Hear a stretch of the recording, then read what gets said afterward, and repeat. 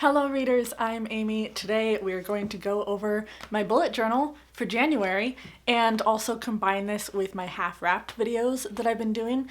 So if you're new here, I have been doing smaller wrap-ups because doing a month's worth of wrap-up is just a lot for me. It's a really daunting project. I keep wanting to put it off. It turns into a bigger project. So I'm just going to be wrapping up books that I haven't talked about in previous videos. And then on top of that, you haven't seen this video yet because I'm still waiting for some stuff to come in, and it was supposed to be a Christmas haul, and it's gonna end up being like a seasonal haul at the rate that mail is going. But I did get this really awesome journal from Hilary from Melted Books. I went ahead and decorated it. So I have a journal for my business bullet journaling and a journal for my book bullet journaling. And I'm just gonna, you're gonna see the creation of this bullet journal, but I am going to finish this up by kind of walking you through bits and pieces of this so you can see how my month went. Yeah, let's go ahead and get started with some of the footage that I took a month ago.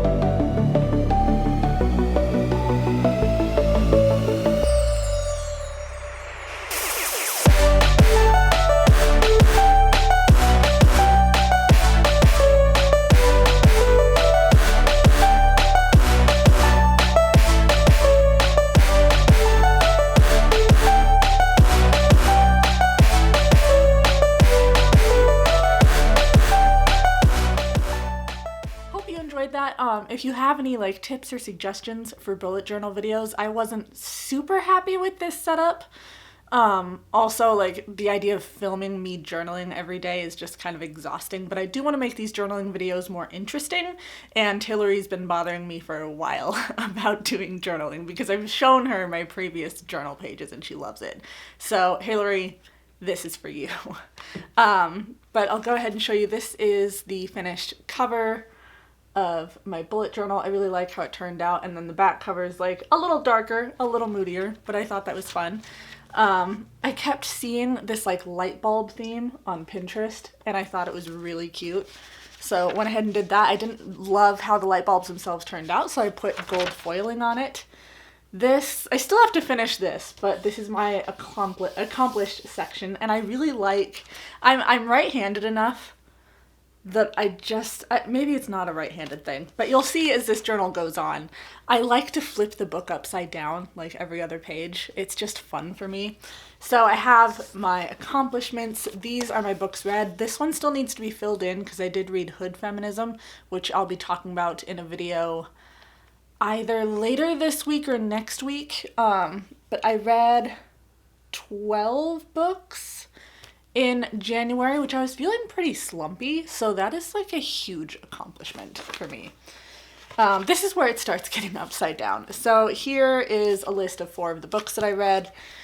Blue Ticket, Group, Verity, and Fangs. And then here I have some books that I was going to try and get to or that were on my list for the 1 week of thrillers. Here's some quotes that I wrote down, which I'll go ahead and link all of the videos that I mention up in the corner here. I have Roller Derby Vampire Girl, The Family Upstairs, The Outside Circle, Pemmican Wars Volume 1, Custer Died for Your Sins, and then here is my native authors and nonfiction sections. And then, The Only Woman in the Room, I still have to talk about that. Helter Skelter, and then I'm going to fill out this section for hood feminism. So I have title, author, rating, genre, pages, or time, because a lot of the books that I read this month were audiobooks. Format, so I can keep track of like how I'm reading. Photo, because I really want to make sure that I'm taking more photos. Not that I forget that Instagram exists, because I love Instagram. It just, I have so much other stuff going on that taking photos seems like a lot of work. I have nonfiction or fiction, and then I have from. So did I borrow this book? Did I get it from the library? Is it an owned book? I'm not gonna really dive into how many ebooks and audiobooks and stuff I read right now because I didn't write it down beforehand. I'll try and include that for future months. But I read a lot of ebooks and audiobooks, especially a lot of ebooks considering that I don't usually read them that much. One book that I did not mention in here, I finished it like end of December, so it didn't really make it into any of my discussions, but that was Girl, Serpent, Thorn by Melissa Bashardoust. I was going to do a standalone review on this, but I wasn't happy with it because I didn't really have that much to say. But I previously read Girls Made of Snow and Glass. It was a Snow White retelling. The author did an amazing job with the mother and daughter relationship, and Girl, Serpent, Thorn was no exception to this. Again, amazing mother and daughter thing. I really love the way the story went. It's like this Persian retelling, and I'm finding that retellings are really the sweet spot for me with reading fantasy. I love a good retelling. I have not read the original story for Girl, Serpent, Thorn yet, but I loved this book. It was also the kind of escape that I needed at the end of the year. Next book that I read that didn't make it into videos. Group. I don't think I talked about Group in videos. I was gonna do like a standalone for that, and I don't think I ever got around to it. But that was a nonfiction book about a woman who is a lawyer, and as she's going through school and as she's finding her like job and everything, she is going to group therapy. And it's like every single week she's like, I'm gonna quit, I hate this isn't working. And then it'll work out for a couple of weeks, and then she'll be trying to hide things from them, and then like a relationship will end, and then group sucks, and then she's loving it. It's this whole roller coaster of emotions. And it's definitely a tough read because of the stuff that these people experience that they talk about in group, and how there's like no secrets in group. They talk about stuff that you would never have a conversation with anyone about. And that's super awkward, and that's super vulnerable to talk about that stuff. But at the same time, it also kind of made me want to try group therapy. Like, I think it would be horrible because you're so vulnerable. And I'm an open book person, but even some of the things that they talk about, I'm like, I don't know that I could have that conversation with someone. But at the same time, group did so much for her. And it was just really amazing to see her journey through that.